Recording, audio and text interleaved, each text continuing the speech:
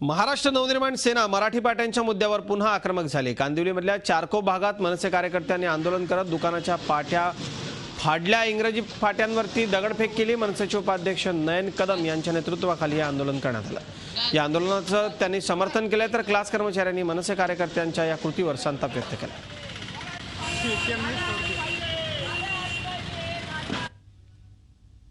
मराठी भाषेचा तुम्ही बाणा जपताय तर मराठी तुम्ही स्वतः मुलांना सुद्धा शिकवा आणि तुम्ही तुमच्या मुलांना मराठी मीडियममध्ये पाठवा, तर आपोआप हे इंग्रजीची शाळा आम्हाला क्लासेस वगैरे उघडावे ना लागणार, तर आम्ही मराठी सुद्धा सुरू करू। अजून आम्ही दुकानाच्या बाहेरच आहोत। दुकानाच्या बाहेरनं ही प्रतिक्रिया दिलेली आहे। आम्हाला दुकानाच्या आत यायला तुम्ही भाग पाडू नका, कृपया करून सांगतो, प्रत्येक दुकानदाराला सांगतो, मराठी पाटी ही मुंबईमध्ये लागलीच पाहिजे। आणि हा माझ्या घरचा कायदा नाही आहे, हा महानगरपालिकेचा कायदा आहे। आणि हा महानगरपालिकेचा कायदा असताना जर दुकानावरती पाट्या लागत नसतील तर हे आमचं दुर्दैव आहे, मराठी माणसाचं दुर्दैव आहे। झी 24 तास रहा एक पाऊल पुढे।